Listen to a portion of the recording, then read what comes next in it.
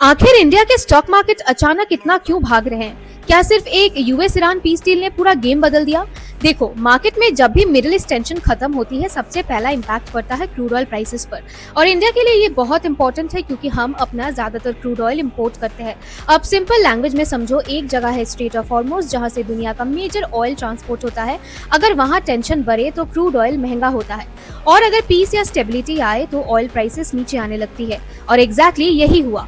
Crude oil prices में sharp correction देखने को मिला, जिसकी वजह से इंडियन मार्केट ने रिलीफ रैली दिखाई। निफ्टी और सेंसेक्स दोनों में स्ट्रॉन्ग जंप देखने को मिला। अब सवाल आता है, किस सेक्टर को सबसे ज्यादा फायदा हुआ है इससे? सबसे पहला है ऑयल मार्केटिंग कंपनी जैसे एचपीसीएल, बीपीसीएल और आईओसी, क्योंकि जब क्रूड ऑयल सस्ता होता है इनका मार्जिन इंप्रूव होने की एक्सपेक्टेशन बढ़ जाती है। दूसरा सेक्टर है airline, specially Indigo. Fuel cost airlines का मेजर एक्सपेंस होता है, ऑयल नीचे मतलब डायरेक्ट रिलीफ। तीसरा है इंफ्रास्ट्रक्चर और एक्सपोर्ट बेस्ड कंपनीज जैसे एलएनटी और केईसी इंटरनेशनल, जिनका मिडिल ईस्ट एक्सपोजर काफी स्ट्रॉन्ग है।